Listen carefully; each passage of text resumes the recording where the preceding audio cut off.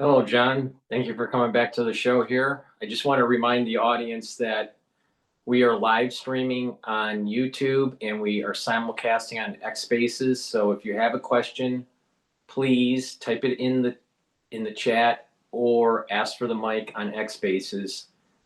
We want to interact with the audience, take your questions, so feel free to ask those questions. And also, I have details in the description of this video. You click the links to John's website and you can sign up for the periodical and his readings. We'll go over the details of that throughout this broadcast. But again, thank you, John, for joining the show here. And let's Yes. talk about your latest endeavor. Well, and before we do, I'm going to remind everybody, if you have been a long time with us, to click the like button to show if you've liked what we've done over the years. And if you're new watching us for the first time, if sometime now or at the end of our show you want to click the like button, this really helps us get more people coming to our attention, their attention to us. So thank you very much, whatever you do. Yes, I am just about 20 minutes ago, I finished editing 14 articles of 42,000 words that will be my next Hogue prophecy report. And it is, I personally find some of the most interesting and refreshing and different things that I've looked at about many different prophetic trends that are all converging so much in this day and age. And what I was working on was a look at how the past Civil War has parallels in the pre-Civil War times of 1859 to 1860, the election, and then the actual war happening in 12th April 1861, to parallels, rhymes at least, if not repeats, of the tale of two catalysts. The catalyst for the past Civil War that many of you may already know about is the Connecticut man named John Brown, who in had been part of the Underground Railway, saving a network that helped with safe houses deep into the South that helped save slaves and bring them to freedom in the North. And he had he was quite an abolitionist. He did eventually move to Springfield, Massachusetts, which was the heartbeat of northern state abolitionism, that is the freeing of slaves. And he was a tanner, a frontiersman, a number of things, but he is most famous for, in his final years, growing a beard about the length of mine, uh, and being a kind of almost biblical-like prophet, and a very accurate prophet, that he resolved back in 1847 by through just seeing things that were going on in the abolitionist movement, that many of the people there were pacifists and hoped to compel and persuade the southern states to stop enslaving 8 million African Americans, now because they were in America, but they were slaves. And he felt that pacifism is all talk but no do.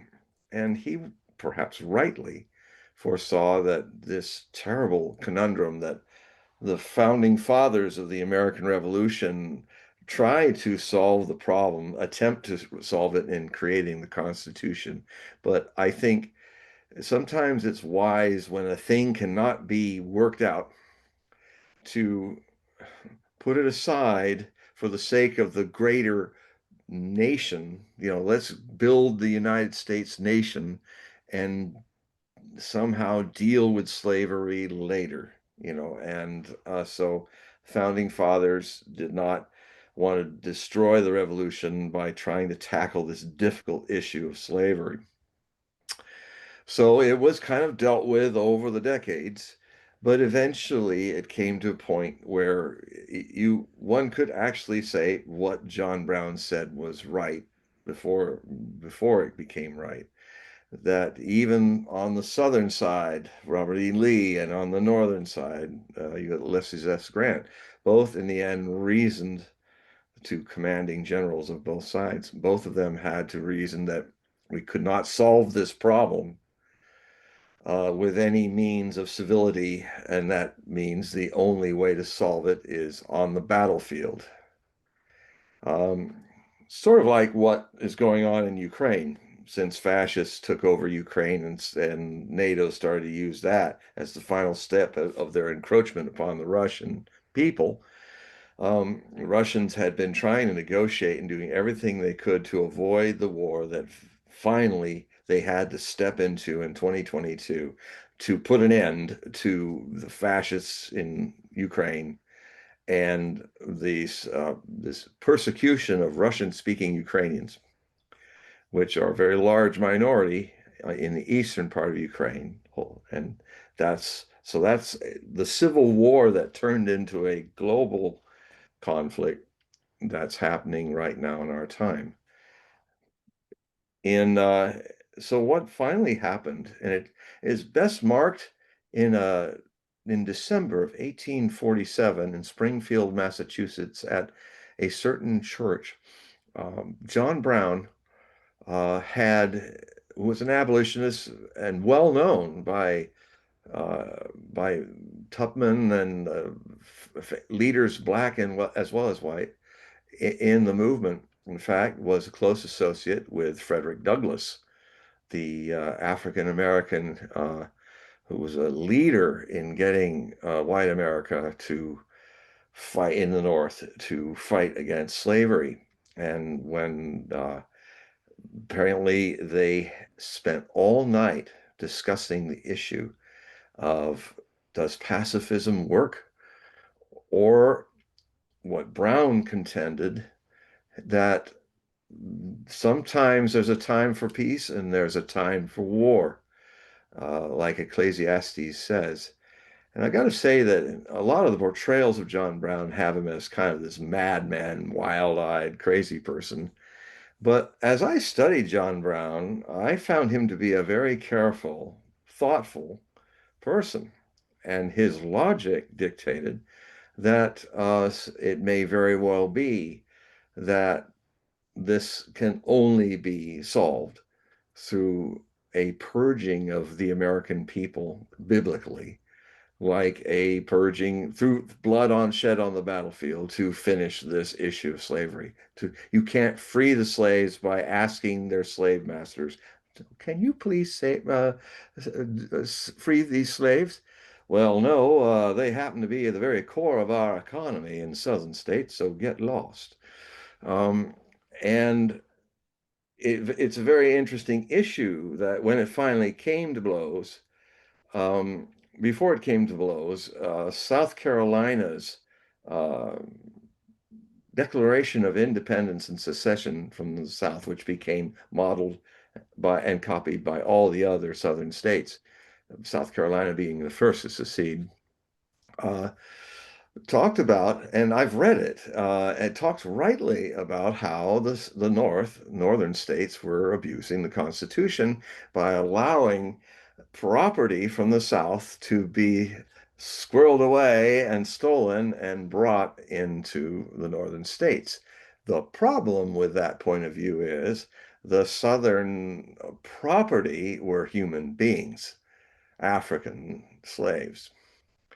And so, that crossed a moral line that the South was blinded to see. And it's quite ironic when you consider that it was a very religious time in the United States. There was a lot of people, everybody on both sides going to church, everybody on both sides. You notice, if you ever notice in photographs of the American Civil War, whether they're gray or Union officers and men and generals, they almost look like apostles from the Bible with their long flowing beards like mine. and so forth. So there was a, I often, it's a fact that Southerners and Northerners applied the Bible to reason the right to have slaves or the non-right to have slaves in the North. I mean, you've got to remember there were slaves in the Bible. Even Jesus helped a healed a Roman centurion slave, but he didn't say free a slave. In fact, even though as John Brown pointed out, there are to Frederick Douglass, he said there are statements in the Bible that show that if a man is in bonds, I am bond with him too.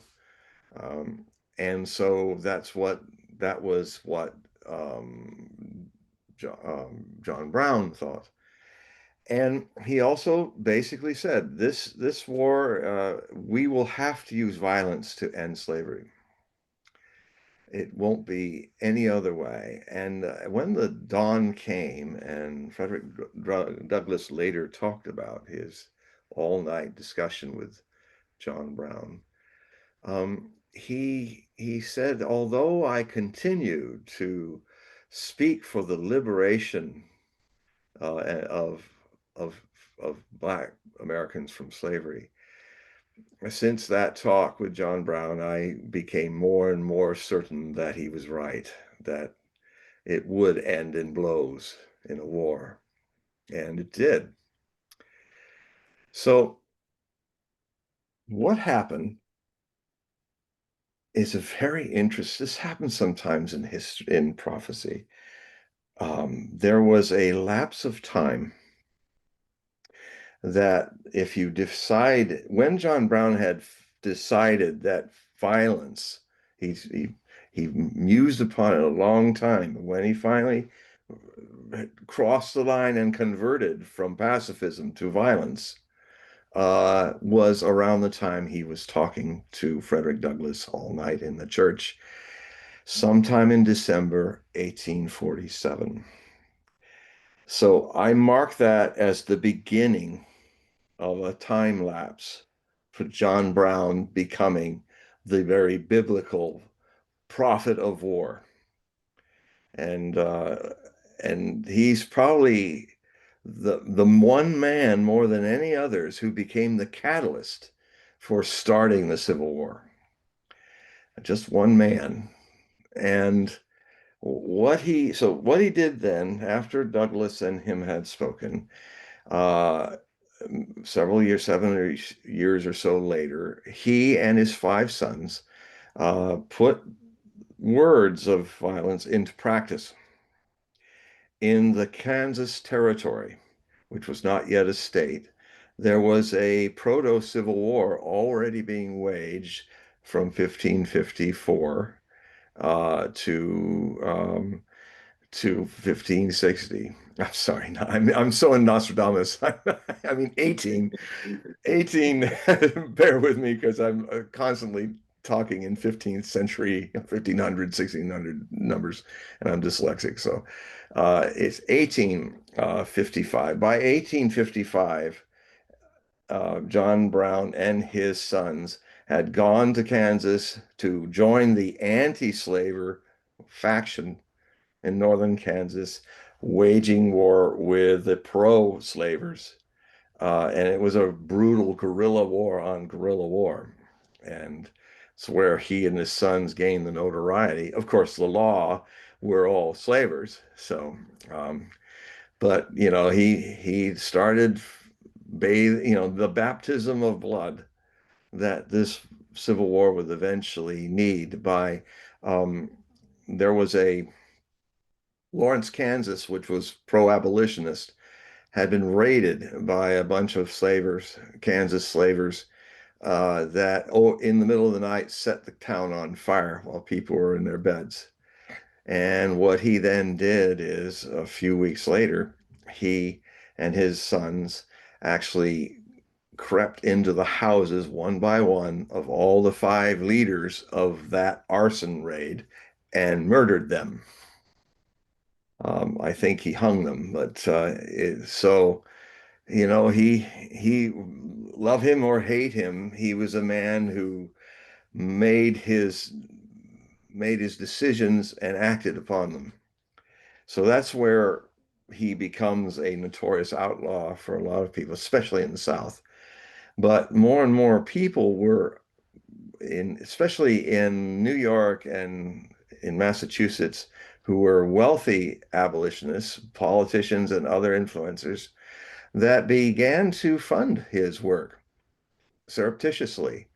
Um, the so he eventually had decided on a plan he was inspired by the slave revolt that happened in Haiti, starting in 1791 and ending, I think, in 1804, where the black slaves of Haiti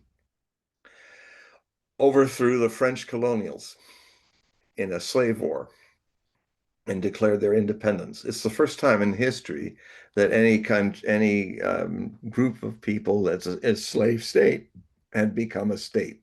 Of course, there was a whole lot of things about Haiti that has not really been improved since that time, I'm sorry to say. But Brown looked at that insurrection and he said, what we need to do is I need to have a band of 1,000 men and freed slaves and other men who wish to come, and we should then raid the armory at Harper's Ferry and empty it of its weapons.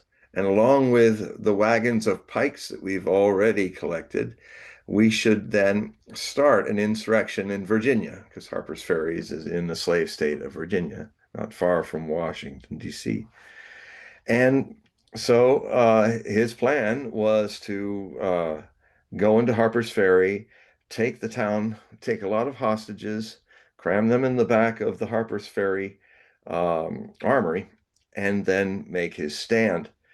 Um, they started at first to cut the wires, but it wasn't, it ended up not being 1,000 men, but just 21 men doing this.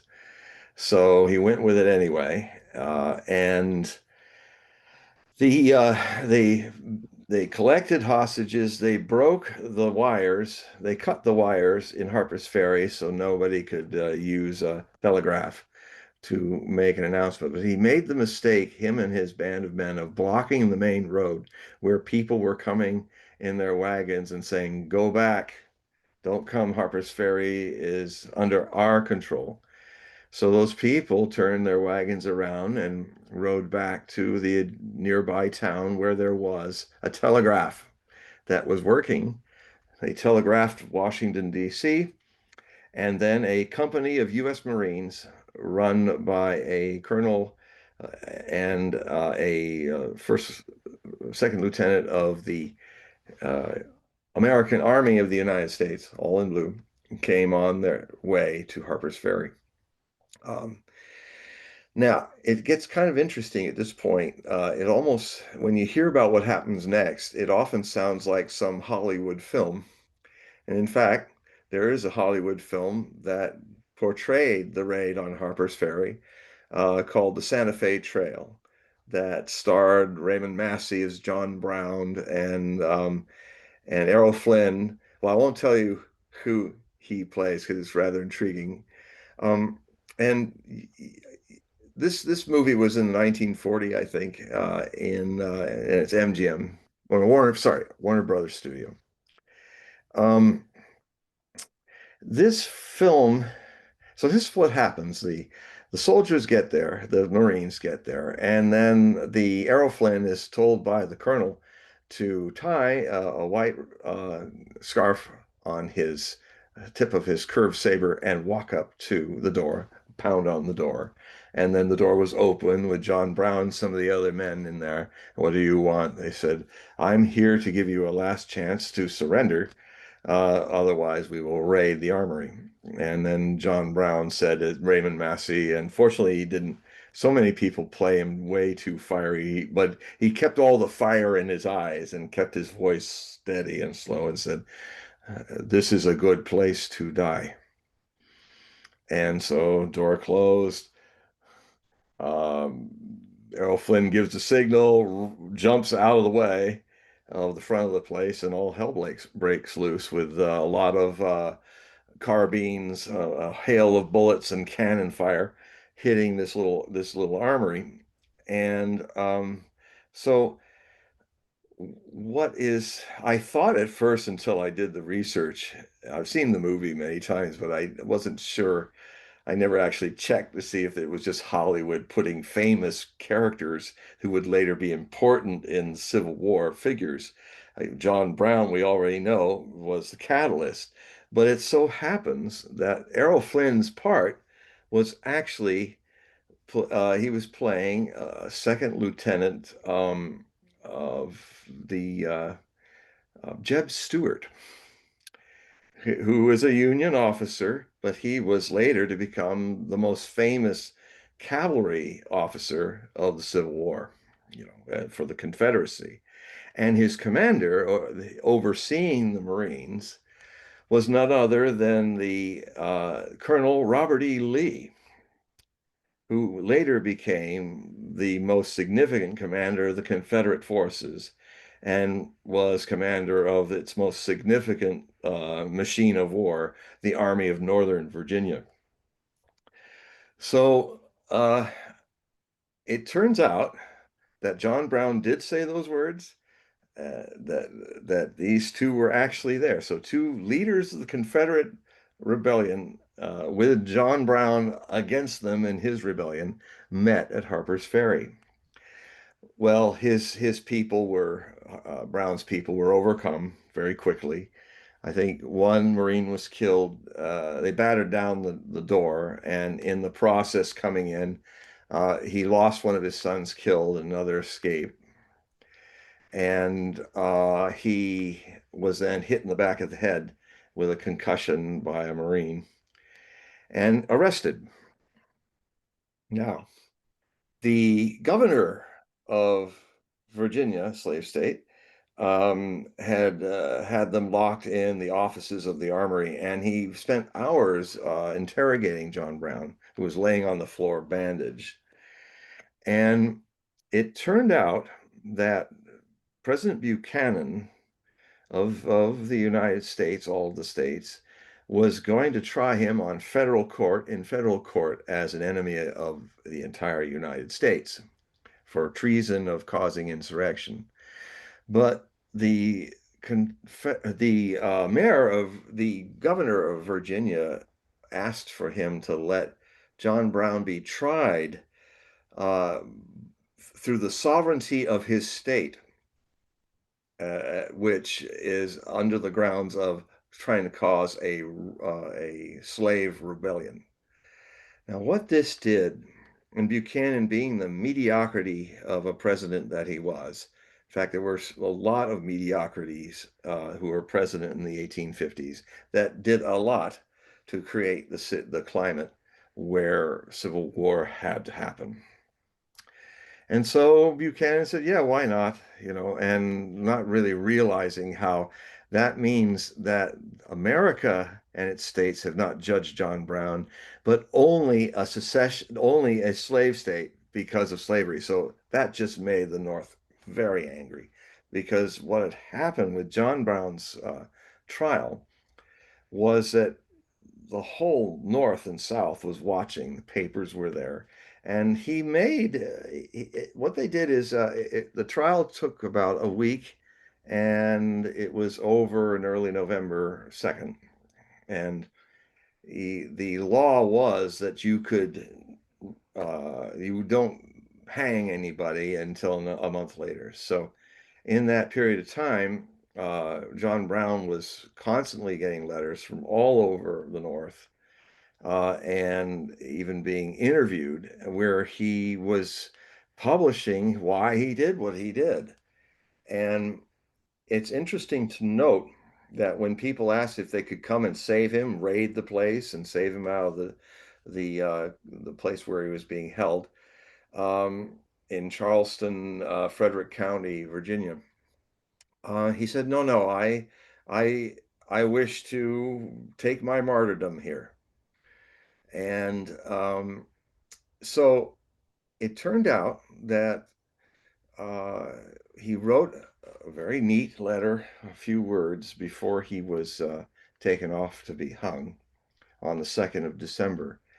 And basically, what he said was that I was, now he's more certain than ever that the only recourse to solve this terrible sin of slavery will be in the price of a great ocean of blood that even I, in my vanity, thought I could do with less spilling of blood. Something like that, the essence of it.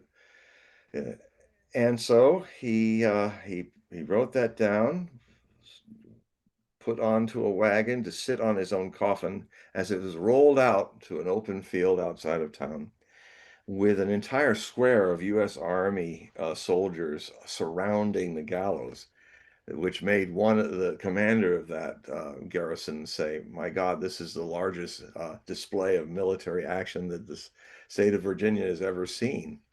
Little did he know that it was dwarfed by what was soon to come in a little more than a year, with vast armies fighting across Virginia, fighting across the states, mostly in the southern states, although, Lee would go into Gettysburg and Pennsylvania, and Kentucky would be hit in the western states.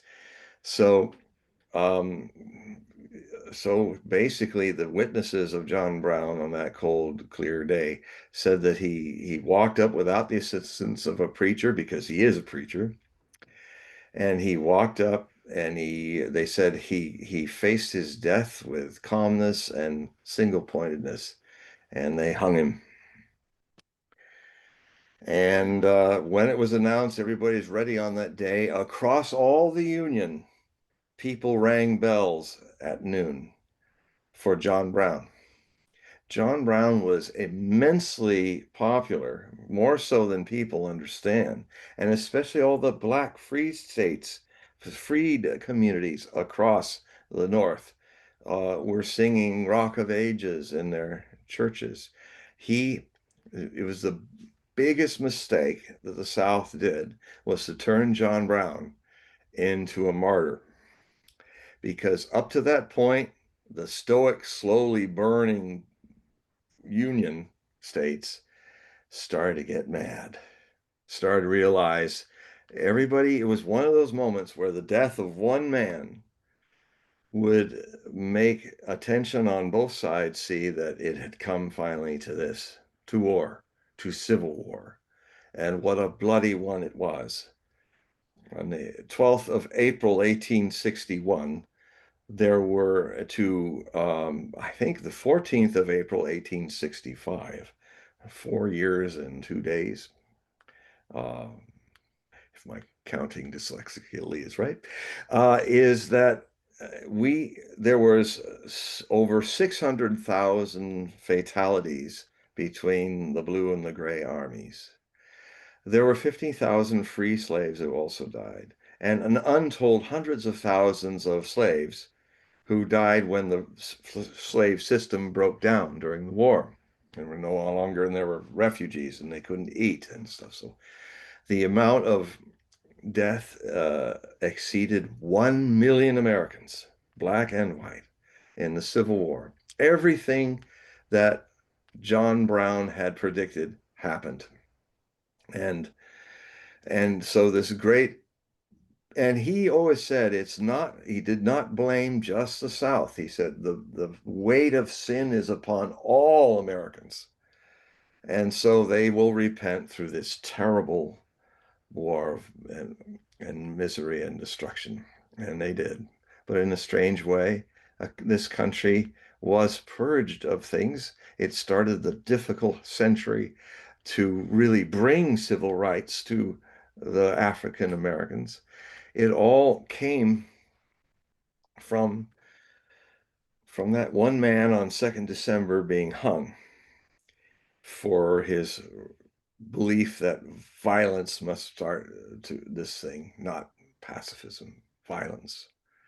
You know, he John Brown read his Ecclesiastes like any good Christian would, the famous statement, there's a time for peace and a time for war. There's a time for love. There's a time for hate. There are times in our existence where war is the only solution, or as the Russians would say, when all diplomacy has failed, war becomes negotiation by any other means.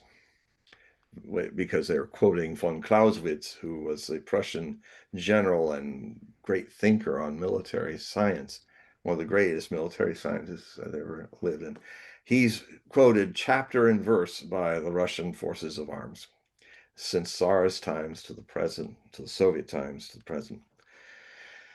So from December, we don't know the date, but from December 1847 to the to that hanging, which immediately created an unraveling, followed. It was just, it took one man to kind of make people cross the line and said, here it comes. And, when that happens sometimes, it just unravels. 1860 was an election year. Um, the, the slaving states danced in the street when John Brown was dead, and it also kind of inspired them to think about leaving the Union. And that's when all these discussions happened. Now, what happened was Lincoln was definitely somebody that if he got to be president, the Southern states, they warned we'd leave because of his abolitionist tendencies. Stephen Douglas and him had their famous debate earlier before that he was a Democrat from Illinois. But what happened to the Democratic Party is that it dominated in the southern states. And when the election happened, the Democratic Party broke up into several parties and diluted itself. And of course, the Southerners were not going to vote for Lincoln, but it allowed Lincoln to win a large enough majority to become president of the United States, which therefore created and then very rapidly, all first South Carolina, then I think the Deep South states, uh, they left the Union, and at a certain point, Lincoln, newly minted president, had an audience, Lee was called to the White House to discuss Robert E. Lee being the commander in chief of Union forces. He felt like, well, politically speaking, if Lee, so well known, would still preserve the Union as a Southerner, then and it's ironic because just across the river Potomac from Washington, in fact, Lee's plantation he could see Washington just down the hill and across the river from his plantation near Alexandria, Virginia. So he was right on the very edge of the split. And so he was called. And unfortunately, Lincoln had made a speech that rather than stop a whole number of other states, including Virginia, from joining the Confederacy, had caused them to precipitously join. So I think if they had come together, perhaps Lee would have fought the insurrection as the commander of the Union. But when Virginia joined, he got to understand that we don't have this idea, but the 13 states that began, why is it called the United States? It's a bit like, why do they call it the European Union? Not the same, but in this one thing, very much. The states were sovereign states. And to this day, US states have a quality of being independent of the federal government more than you'll find in any other democracy. It's one of the reasons why the Electoral College, which at first, when I started looking at it, I hated it. and I wrote against it. But as I got deeper into understanding our strange country and its unique sovereignty of states, I came full circle and realized by the time of the 2016 election that we need it. It's a way that big populated states don't completely dominate all the other states. In a way, our Congress setup for the House and the Senate had tried a similar thing where the House of Representatives would be by population represented as the lower house, the pleb house, because it's modeled after the Roman Senate, the lower house of plebs and the senators. Now, the senators were the gentry and the wealthy people of Rome, but in a way they try to do the same thing now in the Senate. But but the system was you could have representation by population in the House of Representatives, but all states, no matter how large or small, in the second body, which really allows what the lower body does, can really sees if bills and laws are passed, has to go through the Senate, which gives every state, no matter how large or small, two senators. So that so one protects, the lower house protects the individual populations and their influence. The higher house of the Senate uh, defends all states being sovereign and equal. So the so that's kind of that background there. Um, what is interesting to me is what happened in this ellipsing of time. John Brown, when he was basically his journey started in 1847, December, and through his death in 1859 over the Harper's Ferry incident, because there's no seamless break. I mean, his death spawned very quickly after, culminating on 12th April 1861, the American Civil War, the hot American Civil War. And so his destiny defined and evolved uh, is completed by the creation of the Civil War that purged the North and the South of slavery. And it's interesting to note that the period of time that he became the activist of violence and the violence was fulfilled was 13 years, 4 months, and 12 days from 1847 to the beginning of the American Civil War on 12th April 1861 with the bombardment of the Confederates in Charleston Harbor of Fort Sumter. And so keep that thought because now we're going to go way ahead over 160 plus years to another person who is not repeating John Brown's legacy, but he does rhyme. You know, Mark Twain is right. History doesn't repeat itself, but it rhymes. And one of the things it rhymes doing is a variation on a theme. What I apply in my essay in the second article about this of the 14 is how it's not just rhyming, it's Alice through the looking glass. Anybody who's read Lewis Carroll's Alice in Wonderland and Alice in the Looking Glass by Peter Carroll, I think he was his name. Well, Carroll was the last name. I don't think I got the first name right, but anyway, the whole thing is little Alice sees that there's something going on the other side of the mirror in her house. And she has this magical way of going through the looking glass. And what then happens is everything's in reverse fashion to what it was before. And there's a certain looking glass phenomenon that happens in our history often. I mean, one of the ways it happens is, give you an example, how the Vietnam War, and many decades later, Operation Iraqi Freedom into Iraq in 2003, the others in 1964, have a lot of parallels. or a looking glass karmic echo.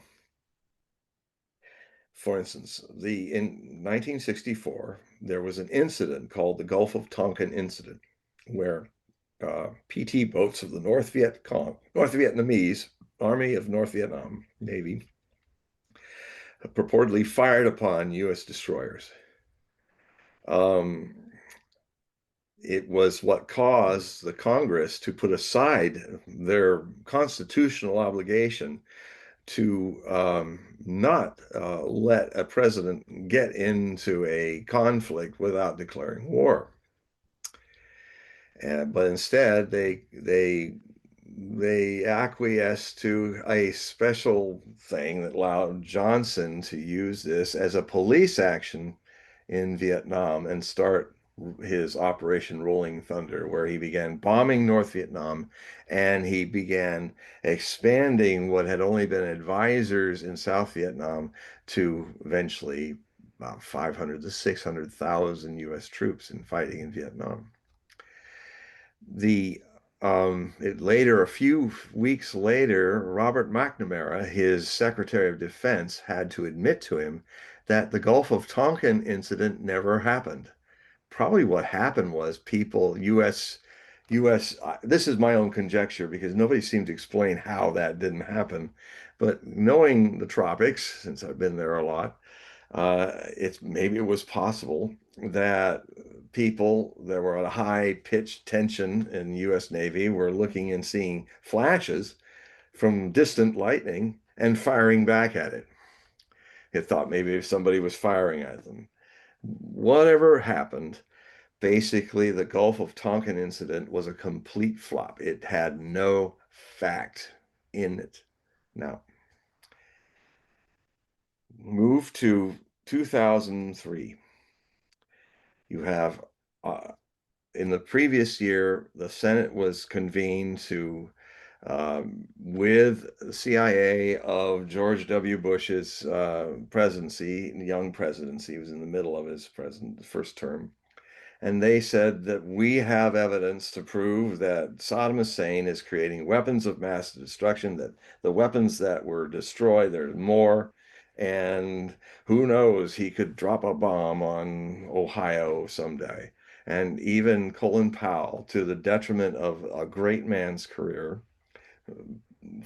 flashed the vial of anthrax and said, this could be dropped in our country from the terrorists. And even it got around, it was absolutely spurious and false that Saddam Hussein was even in cahoots with Osama bin Laden and Al Qaeda.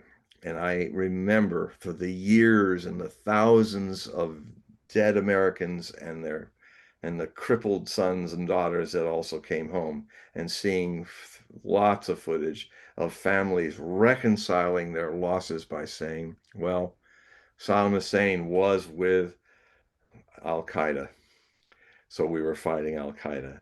Absolutely false. Saddam Hussein was better at killing Al Qaeda terrorists in his dictatorship than we were. He was a Sunni secularist, pan-Arab Ba'athist, the Arab Renaissance. He had nothing to do with Osama bin Laden, thought that they were all criminals. And he never met him. That was all cooked up by the Vice President, Dick Cheney. So what happens? They go ahead with this war. Kind of interesting that just a few weeks before the war happened, there was an omen. The Columbia Space Shuttle flying over Texas, George W. Bush's home state, broke up in re-entry over Palestine, Texas. And all of the crew was burned and destroyed.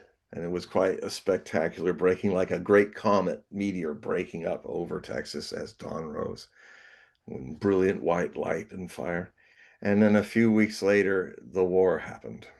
And the war that killed 7,000 contractors and U.S. troops, 30,000 wounded, 15,000 of which were severely crippled. 1 million Iraqi civilians were killed, and there was this brutal civil war that came out of it. George Bush Jr. Dared Al Qaeda to get into the center of the heartland of the Arab world and fight his men on the streets. They did, and they made broadcast films of. They said, President Bush, we have heard you, and we are here. And that brought Al Qaeda, thanks to Bush, it brought Al Qaeda into the heartland land of the Arab world, causing untold death and violence. Eventually, he got in this quagmire, and it lasted 8 years. And the armies, when Obama was there, had to march out of Iraq in darkness so they wouldn't be bombed by roadside bombs as they left.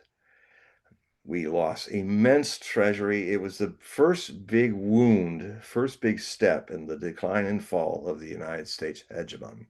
Now, LBJ, President Johnson, Lyndon Baines Johnson, was a Texan. Lyndon Baines Johnson had the Gulf of Tonkin as his excuse for starting a war in Vietnam, which became a catastrophe for the United States, a quagmire lasting 8 or 9 years of combat, and was very detrimental, caused riots at home, all kinds of things. And it was all based on a lie. Go ahead. And he's a Democrat, by the way. Go ahead to 2003, and you have a Republican Texan, George W. Bush, not going into a jungle to get the Americans killed, but going into a quicksand, into a desert, and having his own Vietnam, his own getting the Americans into a civil war like North and South Vietnam, now fighting Sunni and Shia Muslims in the streets of Baghdad, in the crossfire. Um, so can you see the parallel? History does not repeat itself. It's rhyming. Two different Texas presidents, two false weapons of mass destruction. In the one case, the Gulf of Tonkin incident, on false pretexts. Wars that cost a lot of American lives and were big steps towards America losing its hegemonic forces now. So, coming back to the Civil War, you have, so we've talked about John Brown, but the catalyst, potential catalyst for a future Civil War was Charlie James Kirk, the founder on the 5th of June 2012, when he was 18 years old, of Turning Point America. He became a leader of Christian nationalist movement uh, and also a great influencer in the MAGA movement, Make America First movement, to the point that during the presidential elections of 2024, he convinced a very disgruntled majority of Democrats who were young and moderate, did not like how the woke people abducted their party. They left the Democratic Party, joined the MAGA voters, and got Trump reelected in a delayed second term. Now, so this is huge changes, and a lot of it was because of Charlie Kirk's debating, his evangelism, and so he was a one man that made a huge change. Notice that um, Brown in this rhyme was an old at the end, wearing the long white beard and looking. He was 59. That's pretty old for those days. An old white-haired man. He's replaced by a young John Brown, who wasn't even 32 before he was assassinated and killed. Both men died through the neck. Brown by the noose, Charlie Kirk shot through the neck. And so what now? what is different with this is that, and I stress again, John Brown, there's no break in the seam of what John Brown did to incite a civil war, hot civil war. It just his death galvanized it, sped it along. With Charlie Kirk, it's a little, it's a little, well, in a good way, his death, as tragic as it is, has opened a possibility that is really dependent on Trump, what he does in the next, between now and the midterm elections on, I think it's 6 November, Tuesday, 2026. Kirk, um, a lot of Americans, including Charlie Kirk, before he was killed, and my articles go into the whole what the hell that's all about, which might even lead to international influence from a certain Middle Eastern country, a certain prime minister, that his whole his loss was being filled by other influencers that also were friends of his that stepped up to keep the MAGA movement going, because the MAGA people and the Democrats that joined it were turning to people like Tucker Carlson, Candace Owens, and others to try to get some feeling of why, and try to pressure with love and compassion, because they loved Trump, try to make him remember that they are America first, and he promised to do all these things to change things for the better. No more foreign wars, no more even having to stop in his fantasy that he stopped 4 wars, and then here he is, uh, fighting a proxy war with Russia in Ukraine, um, deep involved in the collapse of Syria and the wars that Israel is involved with. He is the enabler, like Biden was before, of the genocide that's going on in Palestine, in the Gaza Strip, by Zionists. Uh, he is, and his people are saying, even Marjorie Taylor Greene, who's a total supporter of Trump, is now saying, what are you doing? You're not following, and you're surrounding yourself with all these neocons. What is going on? What about the things you promised, which he has done none? He has not fulfilled any of those promises. And his response is to be brusque and said, I don't need you people anymore. At one point, he did even say that. He said, I'm here now. This is my last term. I don't need you. We could get into the reasons why he's acting so odd. And I have on this show got into it. He's walking the same road that Biden walked. Two very old presidents are having cognitive issues. One's already through, and now we have this situation coming up. So there's this pause. There's a pause where maybe, see what I also talk about in this is that these articles is that the cold Civil War, in my view, because people are feeling there's a cold Civil War. I even back in 1997 wrote, said on BBC Radio that if the future midterm elections in 1998, if this polarity between Republicans and Democrats becomes deeper and deeper, dividing the nation, that we'll be in a civil war by 2020. What happened in 2020? The shutdown through COVID, which stopped America in its tracks, stopped its economy. Whether it's right or wrong, I can definitely debate at another time. But civil wars are often caused by a plague, by an economic upheaval. And that set the stage. Later in the year, because of the plague, it was decided that every state should have balloted vote by, send it in the mail.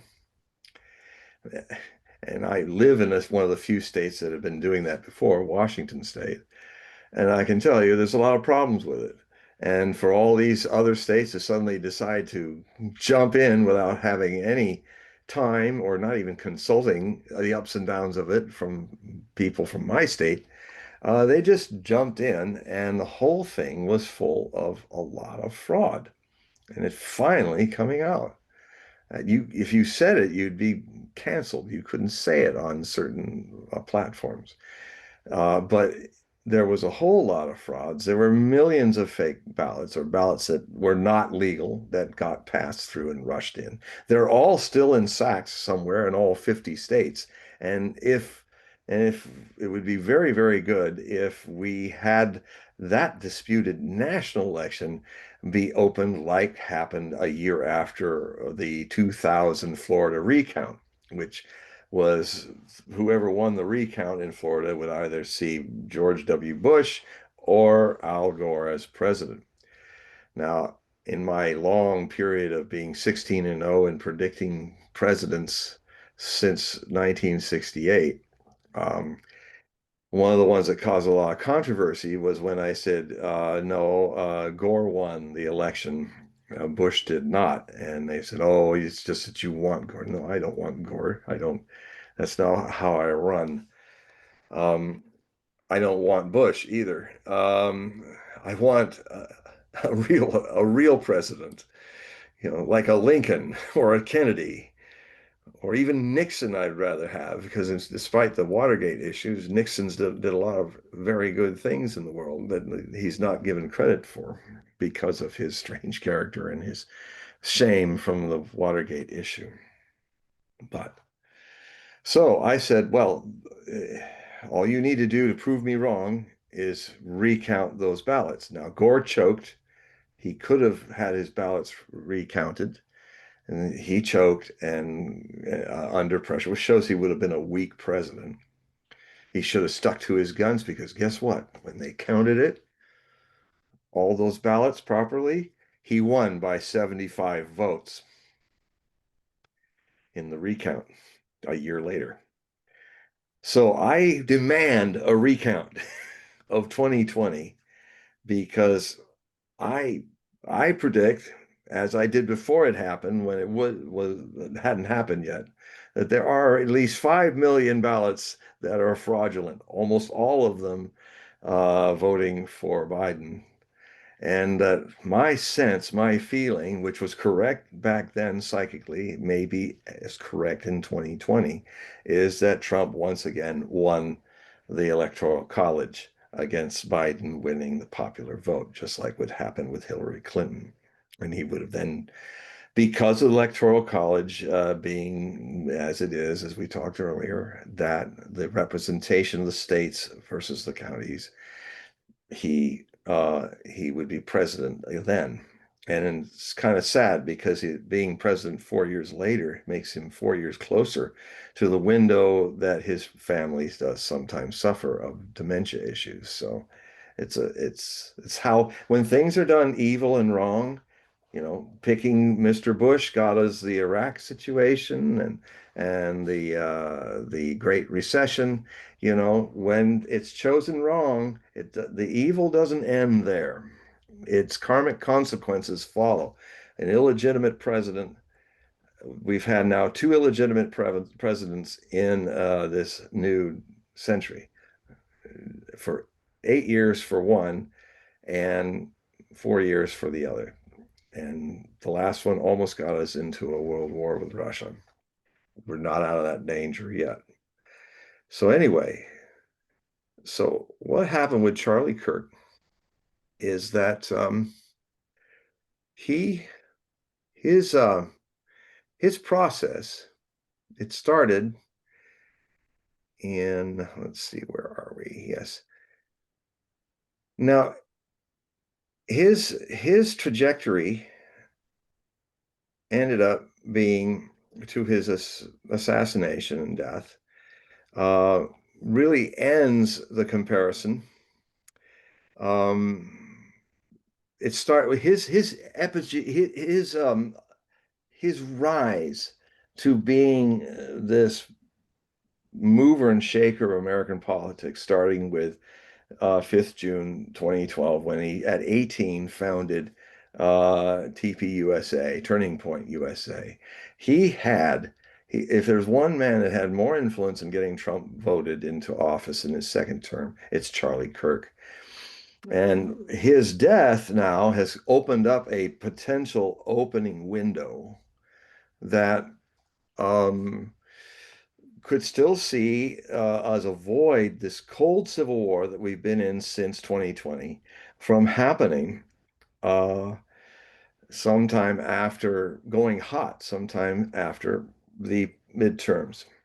So keep this in mind. The period I said of John Brown's rise and the ultimate consequence of the Civil War was 13 years, 4 months, and 12 days. Charlie Kirk is out of this picture, and it's us to decide whether this goes into a civil war, because his period was 5 June 2012, starting the TPUSA, that ended on 10th September 2025 through being assassinated. That period of time is 13 years, 3 months, and 5 days. So 14 years, 4 months, and 12 days for Brown. 13 years, 3 months, and 5 days for Kirk. It's kind of an interesting parallel there. Very rare. So what then will happen? Kirk is gone. His will Trump take up actions that would cause will he continue to follow his cabinet of neocons and ignore all the things he promised his people that he would fulfill, and get more and more lost in forever wars? Will he do that? Well, if he does, what could happen is by November of 2026, when the midterm elections happen, if he continues to alienate, it's very possible that the MAGA people and the Democrats that also voted along with the MAGA people to make him president will, in the midterms, sit on their votes. And if that happens, then a small majority, not anything close to what do they call it? Not anything close to a 16% or more people voting beyond, a proof that the majority spoke, but a minority that wins because the other people didn't vote, which often happens in midterms, but in this coming midterm could really be a record-breaking low turnout for a completely disgusted MAGA and red conservative American base. And so what you then have is you then have, if we go back to Biden's was a big step in 2020. His presidency started to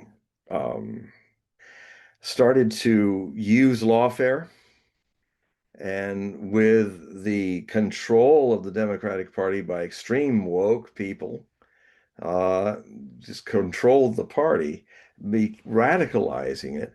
And this is where we started to see where they were trying to stop Trump through lawfare, through banana republic moves, through the misuse of the third tier of the United States government, the judicial system.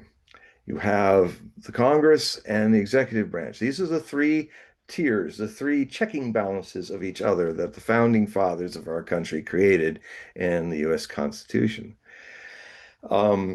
They started to misuse where this idea. So what then happened is it really galvanized a lot of people to vote for Trump as well. That is what also made a lot of people leave the Democratic Party.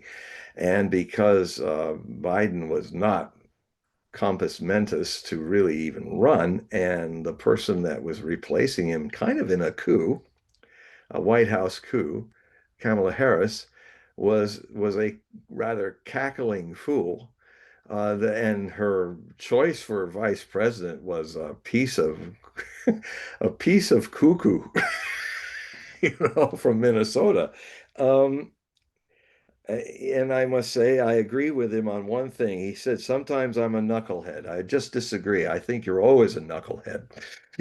And so that scared people, sane people, people who are trying to find a common ground with their neighbors away. But then what then happens, because it's in Trump's chart, he now that he had the power, he started corrupting the power by taking revenge. Trump, if you go against Trump, he'll get you. And he's taking almost like a mob boss.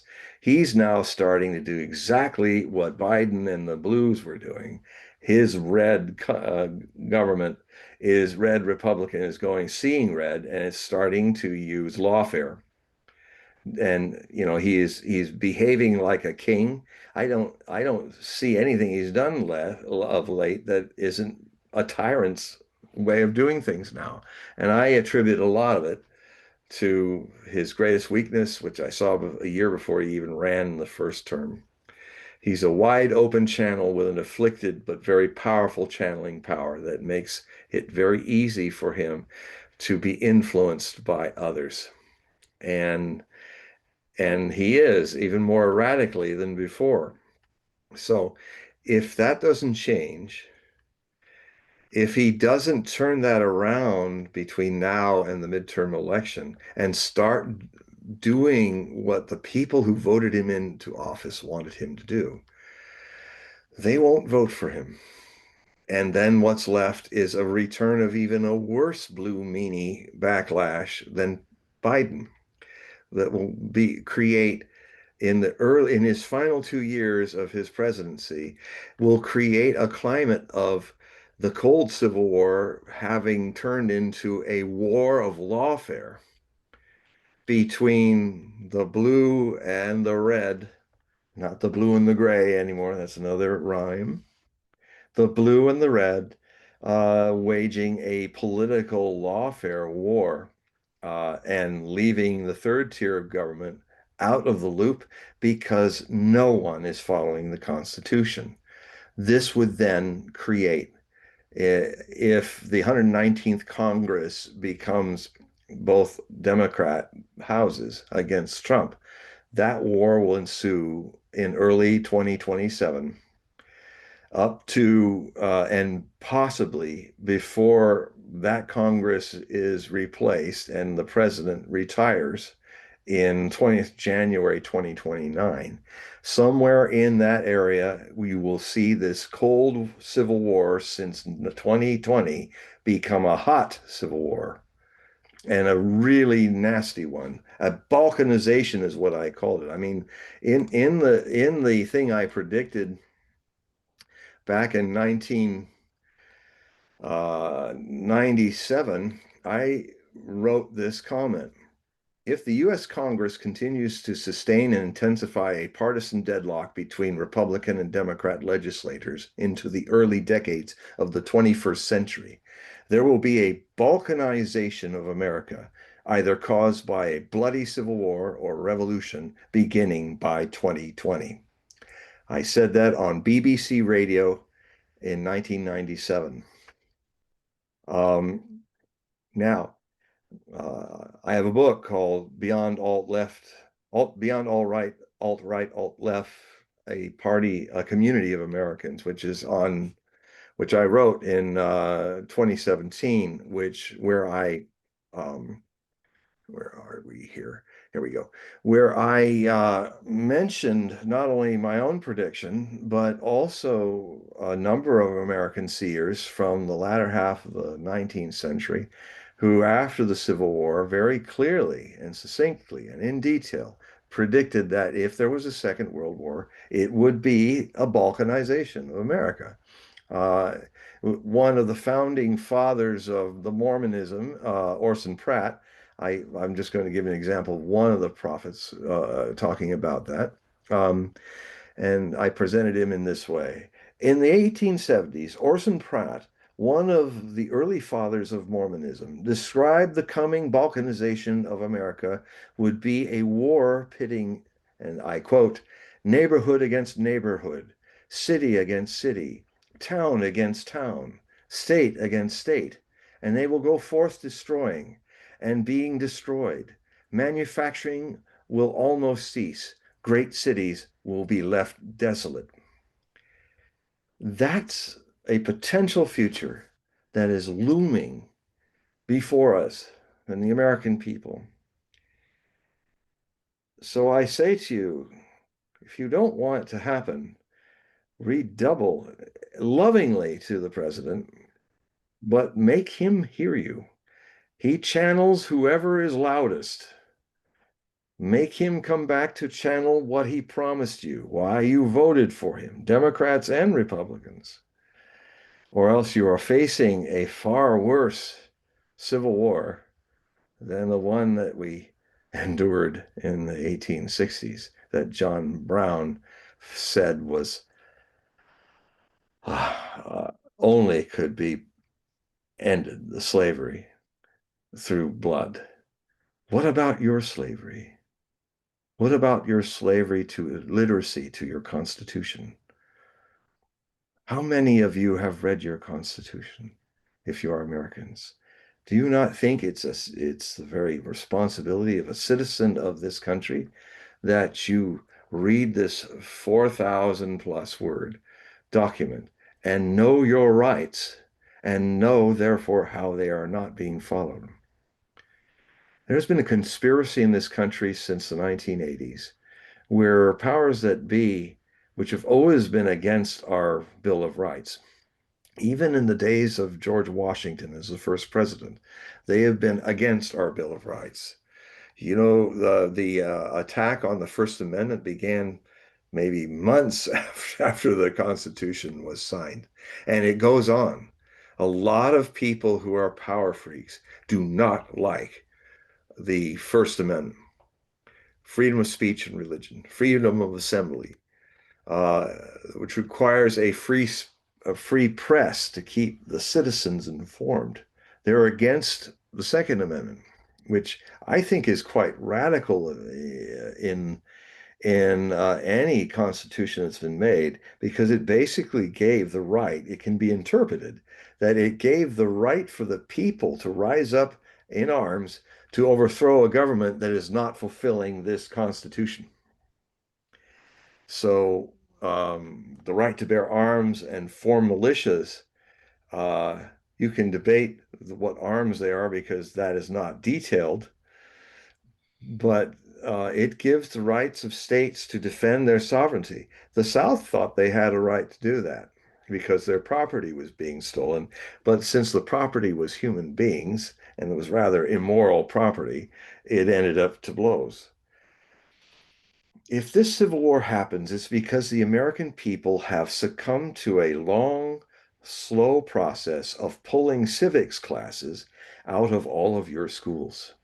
Because what they learn from the post-war period into the 60s and 70s is that people, high school kids, couldn't get a diploma unless they had civics class. And and that means kids who were African Americans in the 50s, they knew their civil rights because they had civics classes. That is why Martin Luther King was able to advance, because he was not alone. He had a whole literate population of African Americans who knew their rights. That is why the complete abuse of Congress not declaring war in Vietnam, making it some kind of quasi something, but not what the Constitution says. Only the Congress can vote whether we go to war or not the president. That's the checks and balances. The Congress, so the people that burnt their draft cards when I was growing up during the Vietnam years, they were actually legally right to do that because the draft board and its government was committing an illegal act, sending them to war. And back then, it was through a draft. So you didn't choose to volunteer to the armed forces. Everybody had to serve in the draft. And if you were drafted, you had two choices. You could be a volunteer and join the Navy, the Marines, and the Air Force. But you're going in. And it was also spread across all classes. So whenever we went to war in the 60s and 50s and stuff, everybody's family, rich and poor, could lose children in such a war. So people were a lot more, I mean, in a way, one of the worst things that happened in the United States was when we went all volunteer army. Because then just a small group of America was fighting and dying for our mostly colonial wars. Um, I don't want to draft. We almost moved my brother to Canada, my older brother, because of the draft. I certainly didn't want to be drafted. Um, but in the reality is there was something better about that because everybody had a stake. So everybody had an opinion. And some silly president could not just decide to tell his Secretary of State to play around with a fake vial of anthrax to get 7,000 men and women murdered in Iraq and many more wounded. I think it would have been the same numbers of Vietnam if it hadn't been for our advances in medical triage that saved most of the wounded in the Iraq War. I think you could have easily added another 15,000 dead to the 7,000 because that golden hour was just something that was not going to happen in Vietnam and other places. So, so we have read your Constitution. Read your Constitution. If you're an American citizen, I would say you are obligated to read it. Otherwise, you're really not an American citizen. You don't have to, you're free. You're even free to be a fool. But these people that started taking our civics classes away since the 1980s have made the American people stupid. They don't know their rights. And if you are a people who don't know your rights, what's the next step? The next step is a government that shows signs of even when the Supreme Court tells you you can't do something, they do it anyway. And what's the Supreme Court in their robes going to do? Come out and fight you? That is what's coming next.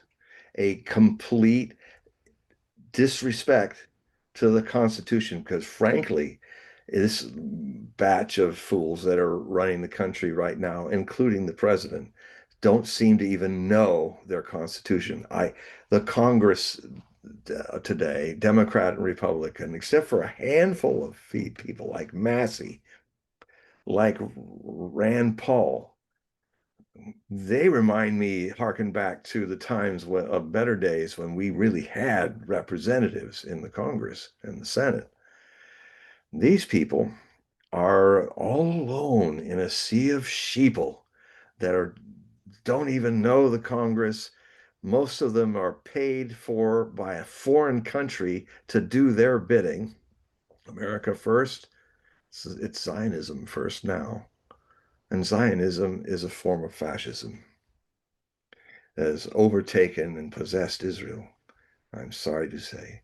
Let us not let it overtake and possess our country.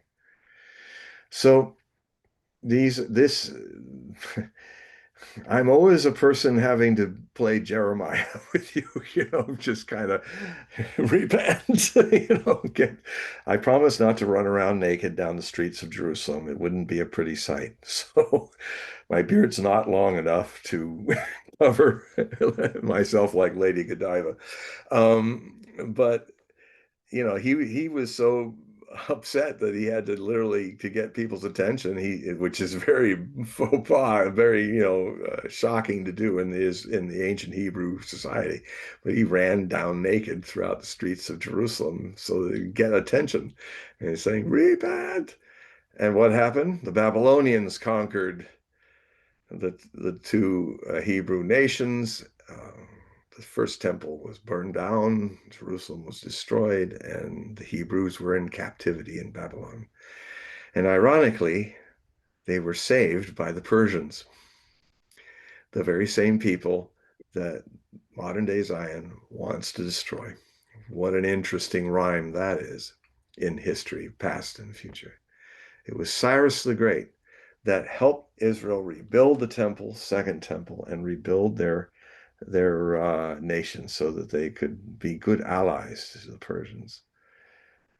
You know, and that's it.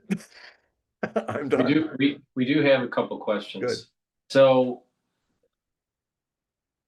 10 tigers is the one that typed the question. 10 tigers.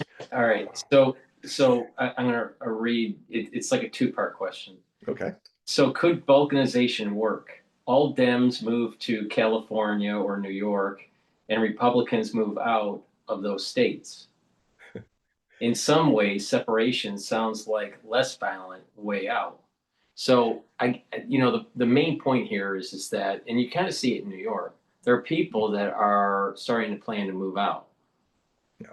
right? So there is this balkanization that's taking place, like you Yeah. mentioned, but if the Republicans, let's say, move out to the rural area or even to suburbia, and the Democrats move to urban environments, it's probably, there is a case to be made that maybe that distance will at least lessen the war, lessen the new Civil War or the Civil War 2.0. Yeah, I actually in my other articles in this, I go into the whole demographics of the Civil War and how it's changed in our time. Um, I use maps. It's really not a war of the states if it comes in the future. It's a war of the counties. Mm. The counties that are in metropolitan blue areas and have these, and I have the map where you show a absolute sea of red that is the United States with little blue Mm. island archipelagos.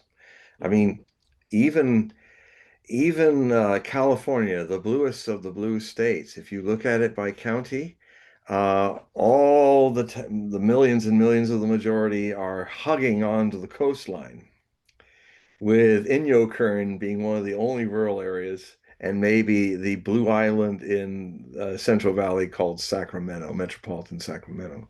Mm. But otherwise, the whole state is red. Right. And A when lot of I people was don't realize that out of the more than 3,500 counties that are in the United States, 3,000 of them are Republican. yes, Only 500 roughly yeah. are Democrat.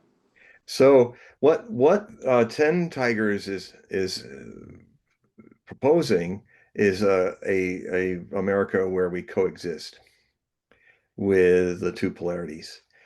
Um, if you ever wanted to see my master Osho get his buttons pushed, he said, "I hate coexistence. I hate it. It's enmity. It. In fact, it was it's one of the ugliest ways to live. It's fake, it's phony, and it eventually does not work. Let's say we have a country, it is already balkanizing, actually. Let's say we have a country where it is true that most of the industries and most of the urban America is blue, but there are some states like Texas, of course, that not only do they have blue, I call it the blue islands of El Paso, of um, Austin and San Antonio, and Houston, uh, with a sea of red that also has Dallas, Fort Worth, and some other major metropolitan areas that are also urban. So in a way, Texas would be the kind of most powerful state in the ruralist America, and the bluest America would be urban. But here's the thing. You can't coexist in such a thing like that with all the metropolitan areas being like castles in a sea of red. Um, yes, you might stop doing business with the rural people and not giving your products to them that you make in the cities, and they can cut off your food. Moreover, if the blue want to do that, you're not as well armed as they are. There are 400 million guns in this country owned by civilians, and 90% of them are owned by rural America who believe in forming militias and the Second Amendment, who kind of understand that sometimes you have to fight for your republic. I don't see that happening so much in the blue places. And I'm not blue or red. I'm a free wing. My politics, I belong to the free wing community. I am not going to make a mistake of grabbing onto one wing and flying with one wing this way or flying with one wing that way, because you will crash. I mean, what we need is a community of Americans. We need to reconcile our differences and tolerate each other. That's the way out of this. The way of pretending to live with each other but really hating each other, that will end in blows, 10 tigers. I assure you. Let me let's Let's let's do the second question yeah, first. let's yeah, thank you, 10 tigers. Great questions. Well, he does have a rebuttal here, but let me do the second question. Let's do the What's second your question and we'll do the rebuttal. yeah? What's your take on Mamdani and this kind of push for Marxism, or being a a democratic socialist? And I don't know. I see it almost as like a Trojan horse. Yeah, I have a problem with that too. You know, what was it? What was the way that it happened in the conversion of people and the expansion of the Muslim Right. religion, that after Muhammad, it expanded all across the Arab world, the Persian world, North Africa, up into Spain. And I mean, in a way, that it was while we were in mud huts in the Dark Ages, it because of the common tongue and a lot of commonality that gave to this vast area, it was a golden age. It was the Arab Renaissance, the Ba'ath, the Ba'ath. It's what the Ba'athists like Saddam Hussein and Hafiz Assad of Syria were trying to actually unite with Nasser and others to create the Ba'ath, the Renaissance in Arabic. But also, there were instances where people came and then once they had power, declared a caliphate in a country that had somebody come in. So that's the kind of Trojan horse I wonder about, being that uh, it's interesting that you can say that there are a lot of things in Islam that is about social justice and socialism, uh, but with a theistic side to it. I mean, I've lived in a lot of places in India and stuff amongst Muslims and Hindus and other people. So, it's like the problem I have with Charlie Kirk listing all, I think we did talk about this last time, where he listed all things that he wanted in his community, and they were basically things anybody would want. No lawlessness. Your kids go to school, they learn, they're not suppressed, and you can worship the religion you wish to worship. And then suddenly he went off the deep end. He was a young man. He reminds me in his debating a lot of myself when I was 31, and he he said, and then I don't want to hear any muezzin, anybody reciting the five prayers echoing in my neighborhood. And I'm saying, well, and I would have applied, and actually, in a lot of these articles, I look at all the famous moments in video where somebody got dismantled by Charlie Kirk, and I fictionally put myself as the next person to answer what he said. The fact that, a lot of people thought that he was Socratic in his debate skills. No, he wasn't. He was sophist.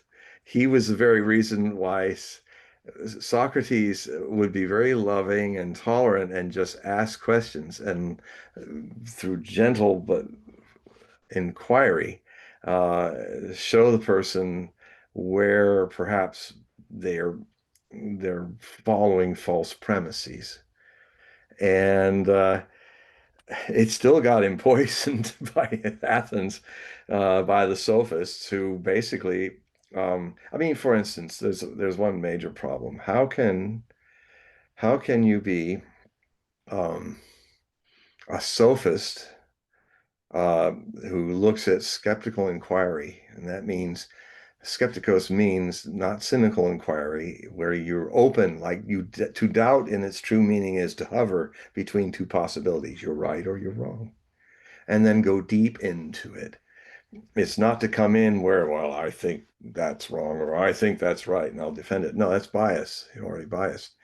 But the problem that I would have started off with, Charlie, would be that what is belief? Faith is belief. Faith is not knowing. Faith is trusting that this is true. And then what will happen is, if Kirk made the mistake a lot of people I've debated on this have made, he says, well, I know Christ is risen. I know. I said, no, you don't. You do not conflate faith with knowing, because if you understand the English language, they do not meet. Faith is a qualified ignorance. Knowing is when you know it is true or not from your own experience. You know, so I have a whole lot of things like that where I kind of put myself into, excuse me, let's continue this debate after you destroyed this person. And it's not her fault or his fault. It's just that it's a testimony to how them and their parents have wasted their money on this Utah university, who doesn't know how to teach critical thinking, probably because they don't want to teach them critical thinking. Because then they're not such malleable cogs in the descent of this country into fascism. So, what was his question? What was Ten Tiger's question again? My Oh, brain again. the rebuttal, or the No, Mon. no, the second one, All then the right, rebuttal. all right. The Mandami question is Oh, more. Mamdani, I remember now. What's I what's your take I on what's remember. going on in New York, and do you I think that? have been following it. You're in the midst of it. Well, I think he's going to win, Yeah. and then we'll see if he isn't a socialist, or a Muslim fundamentalist in socialist clothing. And it isn't a Trojan thing. It's possible. It's Yeah, possible. it's there's two layers to this. There's the Yeah. Marxism layer, and then there is the extreme Muslim layer. And it's almost like it's a wolf in sheep's clothing, but who's the wolf? Yeah, Is and the and wolf? and Is the frankly, wolf? there's a lot of you can see a similar thing happening in Christian nationalism. Christian nationalism is, if somebody's elected as a Christian nationalist, and frankly, Charlie Kirk had a very good chance. I write about it, that people were considering him to be the next JFK and running, maybe in the next election or after that, and becoming, JFK would be replaced by CJK, Charles James Kirk. And but Kennedy made a big point. It was a big snafu. A lot of people were upset about having a Catholic become president of the United States. It was as considered a Trojan horse, as big a Trojan horse as what's happening with the New York mayoral um, election. Now, Kennedy made it very public and clear that he understood the situation. And there's a speech that's out there. If you just Google or YouTube Kennedy's Catholic speech, you will see how Kennedy went into I think it was a bunch of Protestant ministers and stuff, and he went right in the devil's den, into the den of Protestantism that run the country. And he made it very clear that according to the Constitution, there's a separation of church and state. If I were to debate this man who may be mayor of New York, I think everybody should be asking him hard and clear, are you going to separate your faith from your job? Exactly. You have the right to worship your faith. That's in the First Amendment. But you are now going to have to understand that this country runs on the government not taking sides in religion. Here's the problem, John. In terms of, if you look at the lens of Sharia, it is in many ways antithetical to the Constitution. Mm. All right. Now, Marxism, all right, is antithetical to capitalism. All right. Yeah.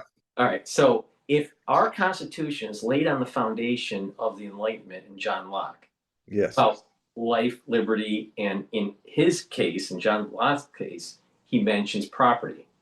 Yeah. Now, Mamdani is running on a platform where he's talking about taking control of property. He's running on a platform that's taking control of the means of production. This is coming No, right he's into his mouth. So well, this is antithetical to the Enlightenment and yeah, literally the foundation of our Constitution. absolutely. I would never vote for him. But I would never here's vote for here's that the man. sad thing is that one of the CNN reporters, I don't remember his name. He's the guy that's always doing the magic wall thing for the Oh yeah, right. Yeah. and Wall man, magic wall man. right, you know who I'm talking about. So Yeah. he went through the five boroughs, and he was asking individuals relatively randomly who they were going to vote for. All right, and I'll tell you, when he was interviewing in Manhattan, some young individuals. One was in their 20s, the other one was in their late 30s or maybe 40, 41, and they were going to vote for Mamdani. Yeah. But when they asked why, it was like, well, he's willing to try new things. So the problem that's happening with the younger generation, they don't understand history. They weren't even born when the Berlin Wall fell. They have no idea that the great experiment of capitalism on the west side, of Europe after World War II, during the Cold War, and Eastern Europe, Yeah. the great experiment has already been played out. And capitalism won and communism didn't. Yep. So these people want to rehash something that's already been proven out because they didn't learn the critical thinking skills Yeah. in college. Well, and that's if anything is going to break up this country until it's just a bunch of little countries on their own, it is how we have systematically made the United States generation after generation of young people stupid. Because what'll happen is you'll get somebody like this. He will try to socialize New York City. It won't work. And then, just like the communists tried to take over Germany, and then there was this guy, I used to see it all the time in high school. There was this really powerful law and order speech. And this person would read the speech to all the people who were then kind of, well, let's just let everybody hang it out there. And the speech sounded like it could have been written by Johnson or Lyndon Baines Johnson or Nixon or somebody. I said, well, who wrote that speech? Adolf Hitler. You know what happens when that stuff doesn't work? Fascism. Because people get sick and tired of people who are mucking things up and the chaos. When things go into chaos, people want order. Well, And I said this 20 years ago. I said this. this is total. This goes right with the Republic by Plato. where they're Yeah. talking about how the plebs and democracy, they push forward the mass of the lower class is pushing for policies that they don't even realize will destroy their society, and then all of a sudden a tyrant comes in. Yeah. That's what happened to the Greek experiment of democracy. Pericles, Yeah. became the dictator because, frankly, he, you know, if you don't have order, if you don't have some kind of civil scene, you force it. You have to. You know, I'm not against emergency rule, but I'm against emergency rule being anything more but just temporary during the emergency and not ongoing. The Romans had, which our government is modeled after, not the Athenians. That only lasted 40 years. Rome lasted thousands of years.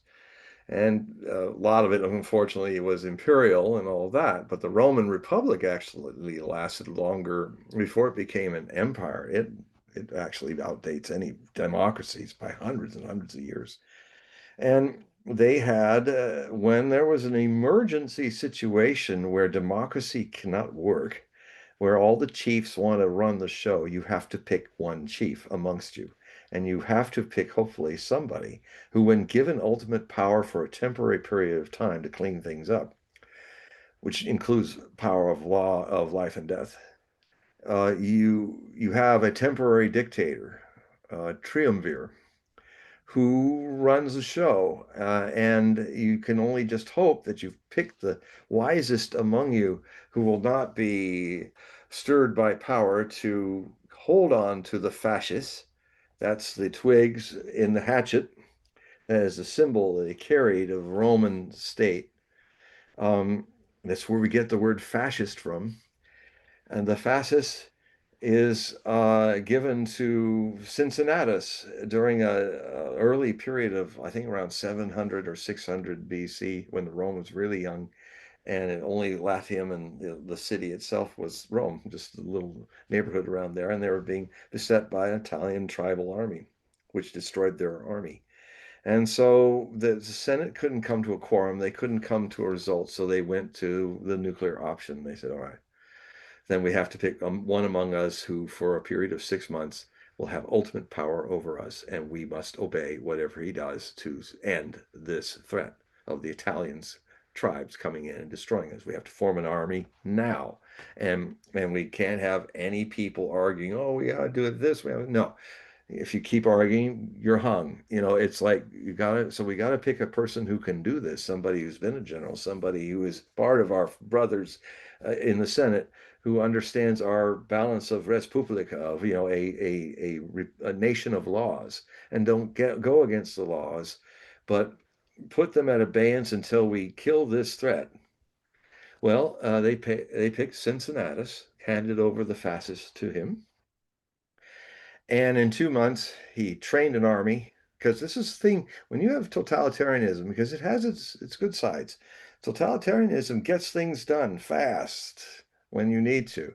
If democracy is, and you got an enemy coming in, you need to drop the democracy for a while and appoint a dictator who has ultimate power over you. But the point is that he fixes the problem. So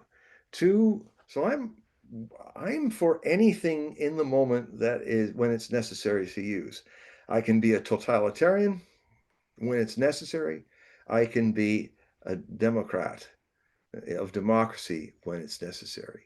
Um, I used to say back in the mid 90s, and maybe some of you are as old as me now and hearing me now again, because I remember when where these people were, oh, we're all for democracy and we would never do those kind of things. And I said, you wait until the 2020s.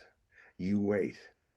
When the situation is such, I predict that you and many of you who can imagine that you would support totalitarianism, you'll be the first.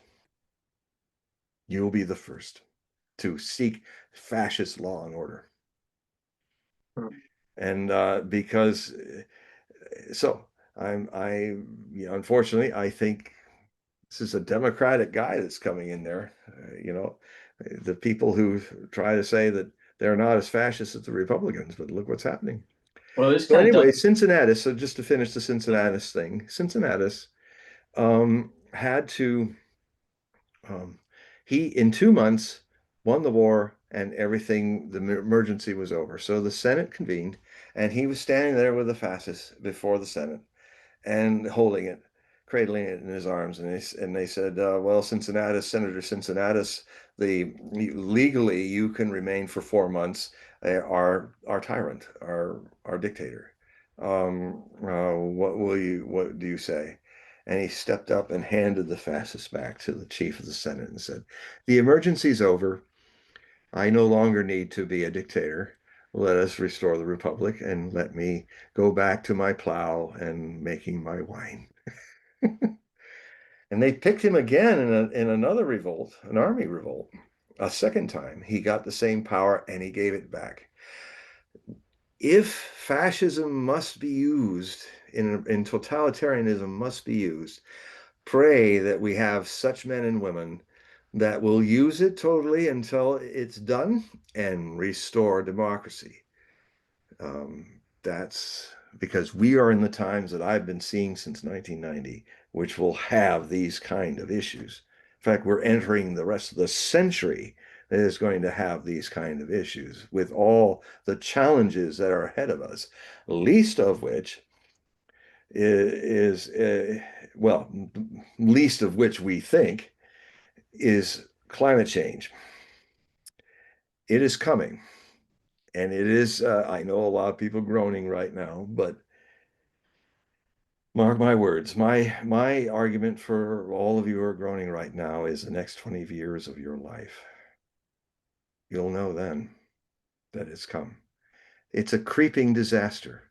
And human beings are marvelous in dealing with big disasters right in front of them. They, like a war, they all get together and they solve it. But this thing is creeping on us like cancer. And when it's finally, all of its tumors are out, you will have to make changes and deal with and tolerate things and have emergency rules from here to there like you've never seen before for the very survival of our species. Do you think that the creeping that you're talking about is a known, or do you think it's more of an unknown?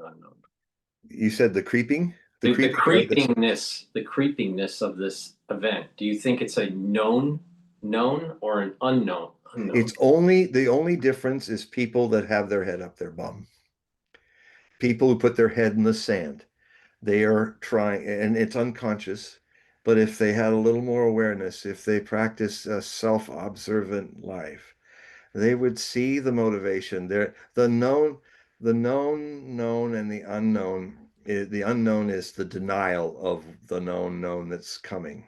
I know from my own life of being a meditator, watching myself, it is denial. It is the fear of having to change people, and it's all unconscious.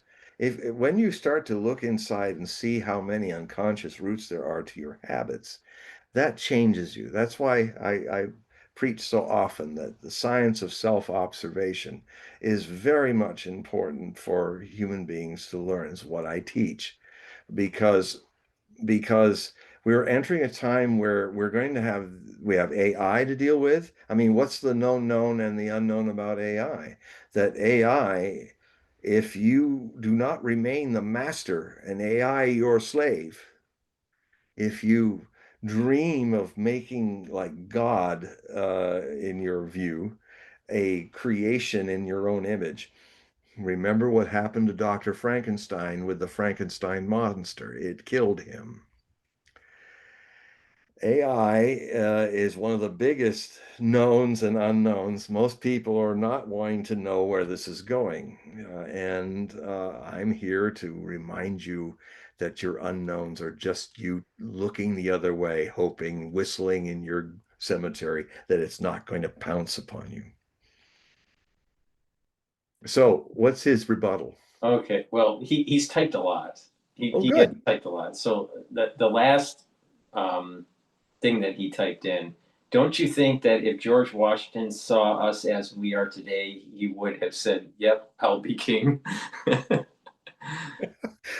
I, tigers, that's a great question. well, Um, yeah, go ahead. and I also love that you put a little humor into it, because humor is very important, even for very scary things. Because if you can't laugh at doomsday, what can you laugh at? So, yeah, well, I think the answer to that is what this little story, that after all the years of struggle to create the Constitution, and when they created it in Philadelphia, a weary Washington was crossing the dirt street in downtown Philadelphia from the hall where that all happened, the fights and struggles to create it. And a lady, just a everyday citizen, asked him, a stranger, said, "Well, do we have a country?" And he said, "We have given you a republic, and hopefully you can sustain it." I think Washington uh, dealt with this problem a lot. There was some point towards the end of the revolution where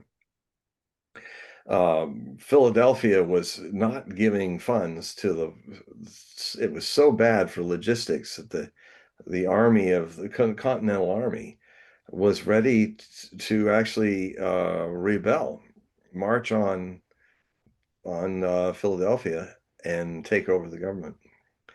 It was that bad. And so all of his officers were gathering, and because he wanted to talk to them, and they were ready to convince him to be that king that 10 Tiger is talking about. And what happened is they were all assembled there, that their tension was high, and Washington kind of knew what they wanted to do. And he got up to the podium to speak to them. And they watched him fumble for his glasses, and watched him, like, his eyes. He puts on the glasses, and I've made a lot of sacrifices for freedom in this war. I've I've aged. I'd sacrifice everything for this republic to come. And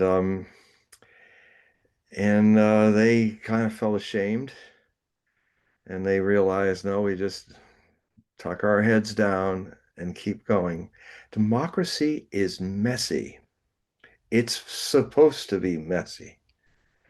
Uh, Dictatorships are clean. The trains run on time. The death camps get their quotas of gas chamber people. It's very efficient. The fact that Germany could fight the whole world with only 80 million people fighting 2.5 billion people, they lasted all that time because fascism is efficient. Even when Hitler was losing it and forcing them to fight for every acre, especially in the Eastern Front, I mean, they did it. But they eventually lost totally. So, um, at least that's my view on Washington. Uh, What's 10 Tigers all right, answer? I want to read something he typed in about Mamdani, Oh, good. just right after you mentioned about him. So if the people went Mamdani and it's a fair election, then they should get what makes them happy. But don't include me in the mess. Know that you can't take. I'd like this phrase that he wrote. Know that you can't take the eggs out of the cake after it's baked. Very well put. 10 I Tigers. think yeah, being a New Yorker, I'll tell you what, there is a concern that he's going to win. There's a high probability that he will win. The election is on Tuesday. There are many people that don't want to vote for Cuomo, but the only way to prevent Mamdani from getting in is to vote for Cuomo. So Yeah. I think it's a big question What on a what Hobson's turnout. choice. What a Hobson's choice, because Cuomo sucks. Yeah. But you might have to go for the suck Right. rather than this kind of clearly not being straight up with people. And he is, and also there's a lot of really dumb, well-meaning young people who are, if they haven't learned history's difficulties with socialism and Stalinism, you're about to get an objective lesson, and you My may con- my survive my it. concern is that New York may be the bellwether of this democratic socialism that's starting to spread throughout the country. And that will deepen the potential of a hot civil war Yeah. because the Red America will not stand for that, with all its many faults. The Red Americans are more literate in their constitutional rights than the people who would want to make this country a blue, meanie, purple hair socialist state. And it will fail. And again, you will be denied your food to feed it, you All know, right. and you're Here's not armed. here, So, and you're probably not going to be armed. So it's a whole lot of bravado for an unarmed bunch of people who want to create a Stalinist state. okay. We have a new. Stalin had guns. That's true. Here's another question for you. By Okay. core, can you teach critical thinking to stupid people? Now, this is probably a deep question. No, it's a very deep question. It's actually it's something that I have in what I would stand in fictionally and stand in and answer the other person who couldn't answer it. Like there was this one time when a class, there's many of them, where this guy, he's an undergrad, but he can hardly express himself and he's seething with anger and it's making him inarticulate and he's just dumping on Charlie. And Charlie said, look, let's make this a conversation, okay? Because the dumping, it's not going to go anywhere with you and me that way, so let's have a conversation. And so I said, well, okay. And all he did was just dump some more. And but what he did, he just let him do it. Charlie's waiting. And he says, I hate you. I think you are. And I would have said to the guy, I said, you know what? You are angry. And you need to express it. You need to get it out so that it can turn into compassion. Because anger, if you accept it, compassionate with it, let it come out, but never in public. Dump your demons out in your private space, clean your energy. And then, I mean, Osho used to say, the problem with sannyasins, the disciples, he says, they just misunderstand me. They say, they just immediately get triggered and then they yell at the other person and then they say, well, I'm getting my stuff out. I said, what, you expecting, Osho said, do you expect that your friend is going to act like a Buddha and take all this abuse and not abuse back?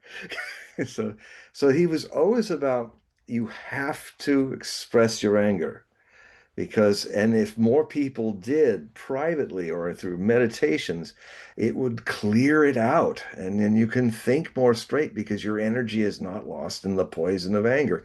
So it's absolutely right that you're angry, that you really so angry you can't even talk to Charlie Kirk coherently. So it's because this is not the time to talk.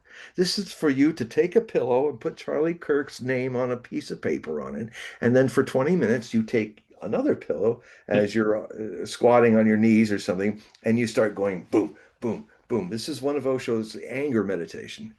And so you're beating, and Osho say, you'll feel silly, because you'll even feel really ridiculous because nothing's coming up. You just keep acting, it will come. I speak from experience. You just keep going, and suddenly it's like, and it clears you. It clears you. And then you can think better. So anger is okay. Just don't dump on people because then you're going to trigger their anger and it'll lead to blows. But if you have an issue with someone, And this happened in the commune a lot. Osho used to say, do what they have to say if they're overseeing you.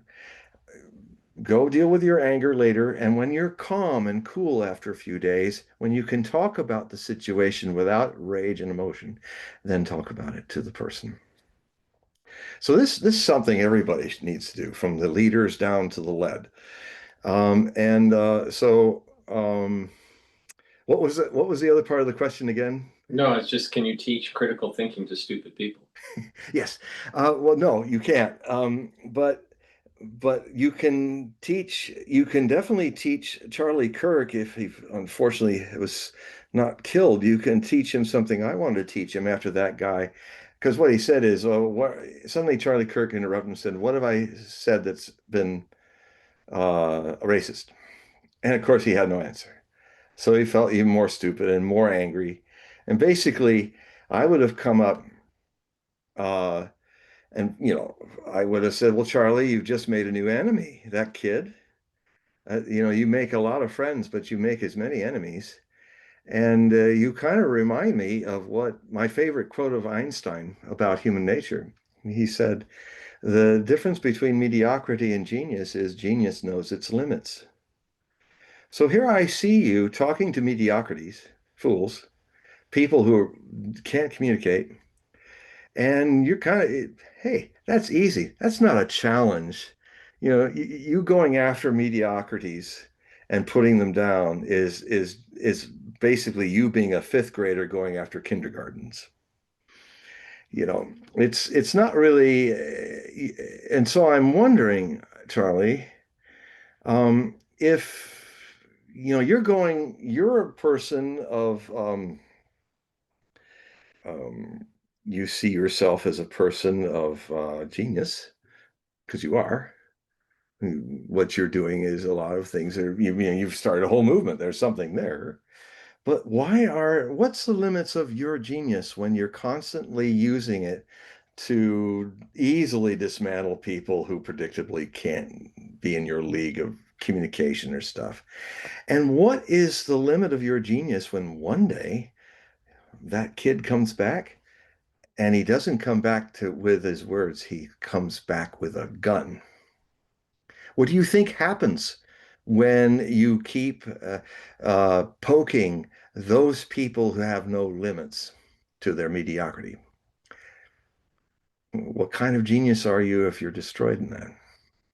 So that's one of the things I would have, if I had a chance, and I have in of a lot of these issues with which Well, I. I think when it comes to religious movements, they usually target people that are young, not older, Yeah. because they're more malleable, right? Well, there's They have also, more time, plus they have more time on this earth. well, and then the other They're new thing. indoctrination. Well, unfortunately, there's another side to that. What happened to Socrates was because young people are attracted to gurus and teachers, real ones. Young people came to Buddha, young people came to Christ, young people came to Moses, and so the young are fresh and open. That's that side, rather than malleable and manipulated. That's the other side. But uh, the Socratic, because the sophists couldn't argue with Socrates because he very kindly but kind of point out, question and answer, between the partner and the interlocutor, are going, and because they were big egos, because sophism is where, unfortunately, Charlie was more a sophist than a Socrates. His sophistry it would be, I am, I'm trying to convince you that my idea is right. I'm not here to have a dialogue to see if the idea is right or wrong. I know that I'm right. And then I will use the force of my will to propagate using philosophical techniques to convince you. Basically, the sophist is a propagandist. Is not somebody seeking the truth. You can't be a faith-based person and act like you know. I'd be happy to debate any faith-based person on that matter, because it's just you cannot make belief a qualified ignorance suddenly knowing. You can only know something from experience or know that you do not know. And the difference between the sophists, where it was Socrates famously would say in the opening of any debate, I know one thing, that I know nothing. Well, just A take it. sophist would never say that. Yeah, but just take it from this perspective. If theoretically someone or a group of people knew everything, there would be no faith. There would be no Well, faith because everything would be known. well, The whole yes. idea of faith is realizing there is the potentiality of this unknown thing, whatever it is, and having some sort of belief system that if certain things are followed, that you get to somewhere. I'm trying to say this in a generic way, Hmm. just Yeah. for discussion. But the Yeah. thing is that if theoretically all is known, then there is no need for faith. The whole point of faith is dealing with the unknown. Well, is reconciling the unknown with a rationalization. I mean, here's the problem. Um, I like to use the metaphor of waves on the surface of the ocean are constantly comparing, they're believing, they're following certain religions, they're against certain religions, they're splashing about. But at no point do any of the waves understand that the source, which they might call God, which they might call the source that is the source of knowing that creates all these things, is not the surface source of the shape of waves who are trapped in believing. That believing is the process is to remember the source in you, the source which is the ocean that you can't see in a world of splashing waves because it's all the surface of it. And the point is that when you look in as a wave and realize you are not just a shape, but you are the ocean, then immediately you're experiencing a unanimity with all illusory forms of ocean that are not inwardly seeing that the shape is transitory, the wave rises and falls, but the ocean is eternal. And so it is the known is that. The belief is one of the ways in the steps of the search from the alone to the alone, as Plotinus would say, is to the there will be faith. It's part of the process, but it's not the end. And the biggest problem is that everything that is ego based, that we come in with this oneness of oceanicness, and this is it's often considered, you can see it and recognize it from innocence. It's innocence, and the society, well-meaning but unconscious to that innocence because they've lost it. Even the parents have lost it for the most part.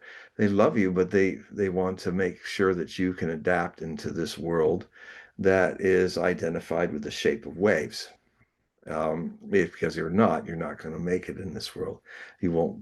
And so what then happens is, even in the search for truth, everybody tries to seek the Buddha or seek God.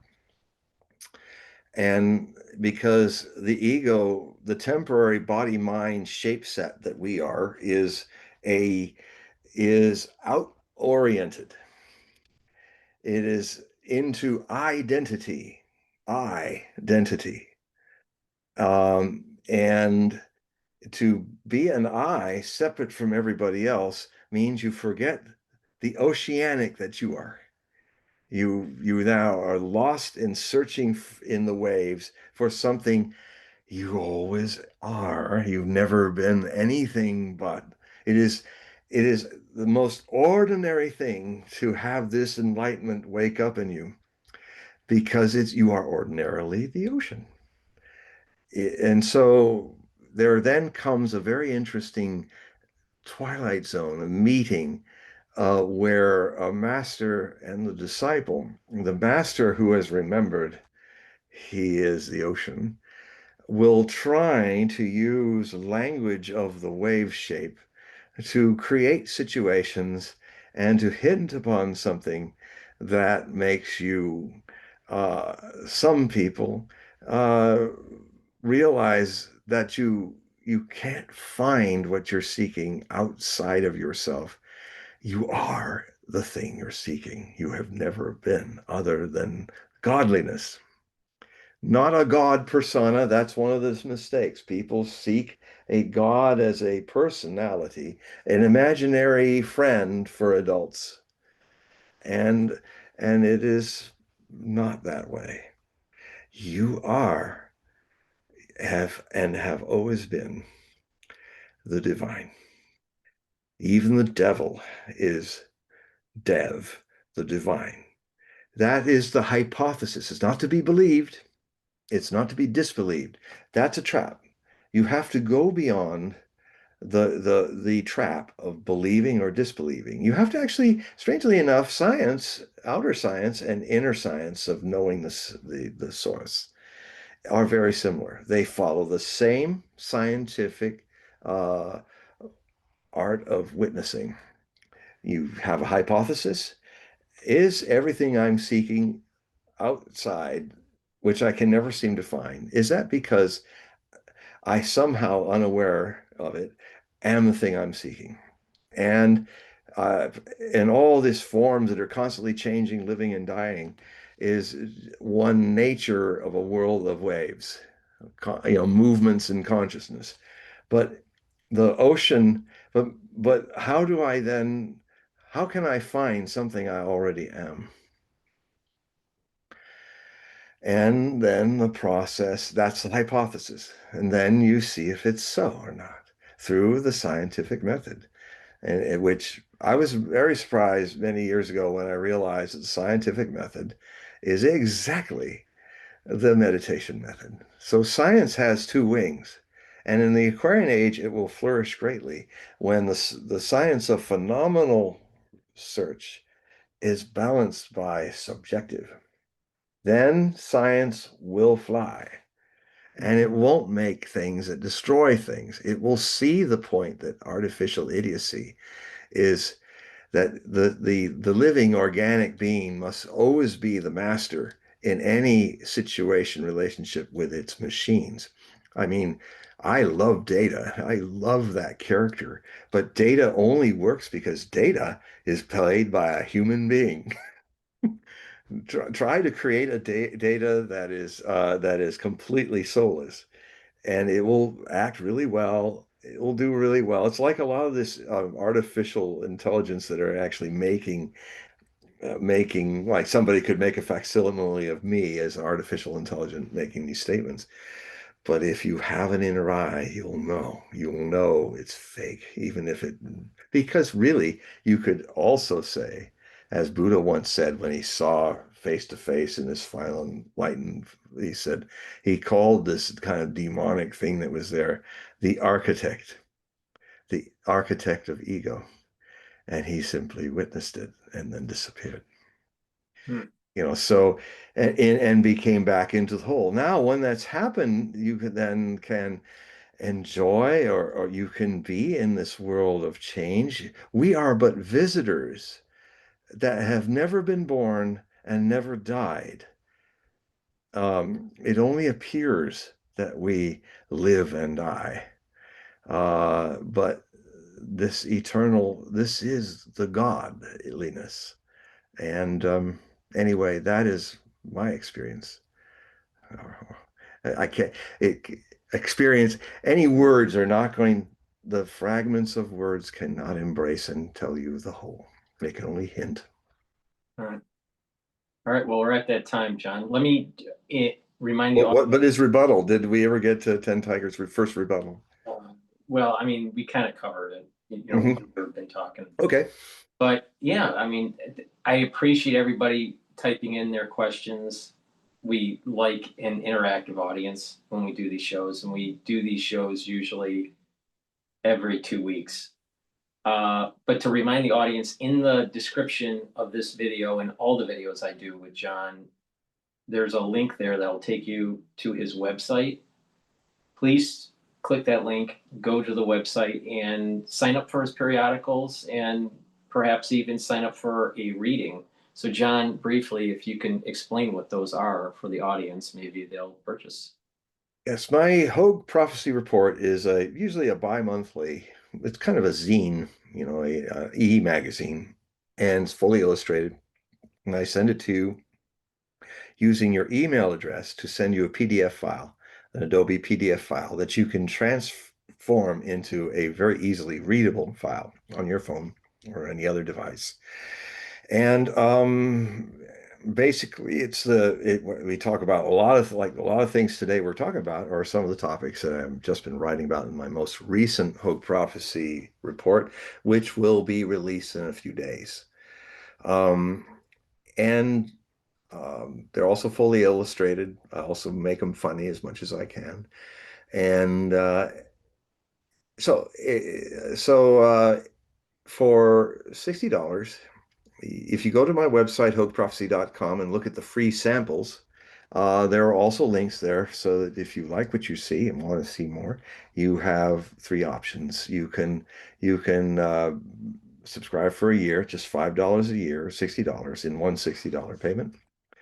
You can also become an automatic payer so that your monthly, whatever, $5 or whatever you want to give a month, uh, can $5 or more, that's the limit, can be you can be on it as long as you wish to be on and then get off it when you don't want to be there if you wish.